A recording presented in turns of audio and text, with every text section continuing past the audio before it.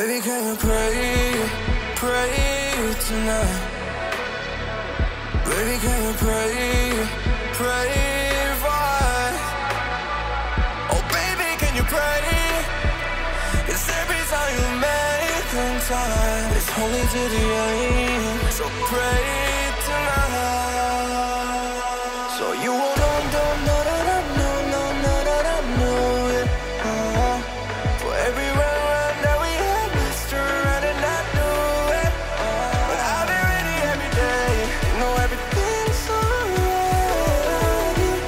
I'll be gonna pray. Bagong Suzuki Gixxer SF250 andito na. So in this video guys, tatalakayin natin yung bawat specs, features, at syempre alamin na din natin guys kung ano yung na-upgrade dito sa bagong sports bike na to. Kaya naman tara, samahan nyo ikutan tong motor na to. Let's go!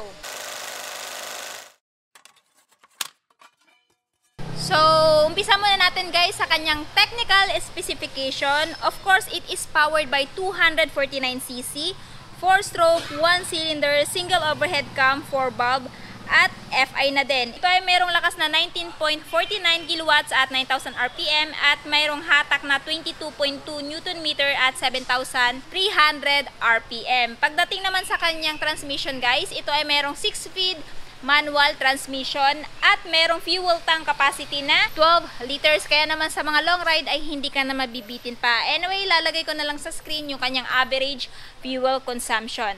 Pagdating naman sa kanyang timbang, ito ay merong timbang na 161 kilograms. Kaya naman kahit mga lady rider ay kayang-kaya tong i-maneuver. Pagdating naman sa kanyang seat height, ito ay merong seat height na 800 mm at merong ground clearance na 165 mm. So sa height ko na 5'5" guys, kitang-kita nyo naman kayang-kaya natin tong abutin tong sports bike na to. So dito naman tayo sa kanyang overall looks. So meron po siyang color combination guys na glossy black. Ayan, glossy blue at parang meron na ding silver dito, tapos a little bit of red. And then dito sa kanyang headlight, ayan, meron siyang wind visor for better aerodynamics. Tapos dito, yung color glossy black niya na paint. And pagdating dito sa headlight guys, ayan, napaka-sharp, no? Naka-LED na din. Turn signal is naka-bulb type pa rin or naka-halogen. Ayan. So kung mapapansin nyo guys, napaka-sporty po ng design ng kanyang headlight, no? Ayan, para siya naka-double window dito. Isa dito at isa din dito. Pagdating naman sa kanyang suspension, telescopic fork suspension. Ayan, with the single hydraulic disc brake and dual path piston brake caliper. Yung kinaganda lang dito kaya Suzuki Gixxer SF250 ay naka-ABS na din. So meaning pag halimbawa magsa-sudden brake ka, mape-prevent nito yung paglalak ng wheel mo. So isa yan sa safety feature na nilagay ni Suzuki dito kay Gixxer SF250. Next, dito guys, sa kanyang cast wheel, naka-glossy black. Tapos meron din siyang decals na yellow-green dito. Ayan. And at the same time, sa sukat naman ng gulong, meron siyang front tire size guys na 110 by 70 by 17 tubeless tire. Ayan. So, sa kabila naman, check natin. Ayan, same lang din po, may decals dito. May sticker din dito ni Suzuki. Yung kanyang front fender guys is naka-glossy black, no? Same dito sa color ng kanyang headlight. Side mirror guys ay pwede mong i-fold kung ipapark mo, ayan, sa inyong parking lot. Para nang sa ganun, hindi madali-madali if ever marami kayong sasakyan or marami kayong motor. Pwede mong i-fold ng ganyan. Same lang din dito, pwede mo din i-fold. Pero, kung ayaw mo naman, pwede din. So, dito tayo guys sa kanyang fuel tank. So, pagdating sa fuel tank guys, yung color is metallic blue, may emblem na Suzuki. Ayan, may pride of ownership, malaki din yung fuel tank niya, no? Tapos, dito naman sa handlebar, naka-naked. Ayan.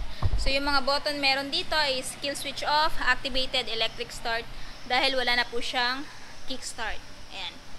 Dito naman sa kabila, high beam, low beam, passing light. Ayan, may pass light siya dito. Turn signal, switch off. Yung horn, at syempre yung kanyang dashboard is naka-fully digital na. So, naka-inverted na din yung kanyang dashboard guys. So, instead na puti yung background, color dark navy blue. So, yung information meron dito is yung RPM indicator, ayan, gear indicator, trip A, ayan, speedometer. Tapos, may time na din, convenient yan kung trabahante ka. At saka yung odometer mo, ayan. Tapos, yung fuel gauge mo guys, ayan, napakalaki ng indicator. So, talagang ma-aware ka if ever empty ka na or full ka pa, no? Tapos yung turn signal indicator niya guys, ayan. Ayan. So sa mga nagtatanong, no, sad to say wala pa siyang hazard indicator or hazard light. So yan pa lang po yung mga lights indicator niya. Tapos yung kanyang high beam, low beam indicator. Meron din siyang check engine dito guys at saka yung ABS. Ayan. So, pagdating naman sa key, traditional key pa rin, disusi. Pero kahit ganun pa man, para sa akin mas maganda pa rin yung disusi pa rin. Kasi mas madali mong, ayan, isuksok or ipasok dito sa kanyang ignition. Next, nandito yung mga levers, nakamat, same lang ng forma. Pagdating naman dito, so yung paint niya is silver. Tapos yung mga decals niya is blue, white, tsaka dark blue. Etong X-Star. Ito yung pangalan niyan, Gixxer SF. May pula pero konti lang, minimal lang. Tapos yung, ayan, decals niya pa rin dito na Suzuki. Ayan, napakahaba oh. Diba? Goods na nilagyan to ng undercowl. Ayan, color glossy black. Para nang sa ganun, kung idadaan mo to sa mga malulubak na daan, tapos may mga bato, hindi madali matamaan yung engine, no? So para sa akin goods na goods 'yan, pero may mga butas-butas pa rin 'yan for better aerodynamics pa rin 'yan para pag halimbawa sa high speed, pasok yung hangin dito, labas doon, no? In that way mas mama-maximize mo pa rin yung speed nitong motor na to. May sticker pa rin na Suzuki, ayan. And pagdating naman sa engine, ayan guys. So if ever maglalagay kayo ng oil dito, ayan, may nakalagay na 1,200 ml or 1 liter at 200 ml. Ayan, tapos may oil window para ma-check mo if ever maitim na ba yung oil mo or okay pa. Ayan, para sa akin plus points pa rin yan. So brake pedal, apakan ng angkas, yung kanyang tambucho na same kay Gixxer, no? 155, same lang sila ng tambucho at saka kay Gixxer 250, no? Naka dual exhaust guys, dalawa yung butas, ayan, naka chrome. O, diba? Elegant masyado yung kanyang tambucho. May heat guard para hindi mapaso yung angkas or ikaw.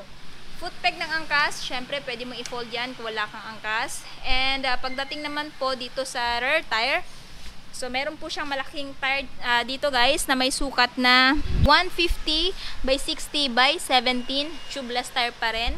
Tapos yung kanyang cast wheel, meron pa rin mga decals na yellow-green.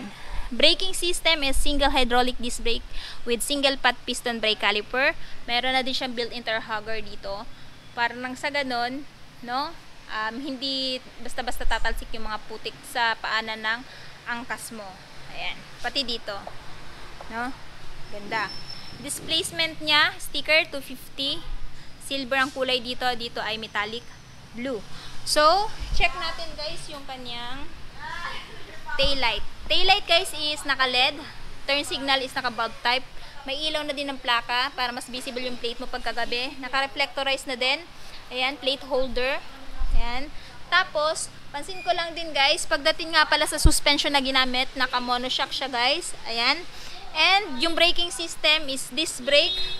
Ayan, tapos single pot piston brake caliper dito sa likod.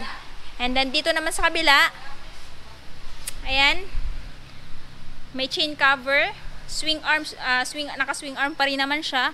And at the same time, dito, ayan, foot peg ng angkas.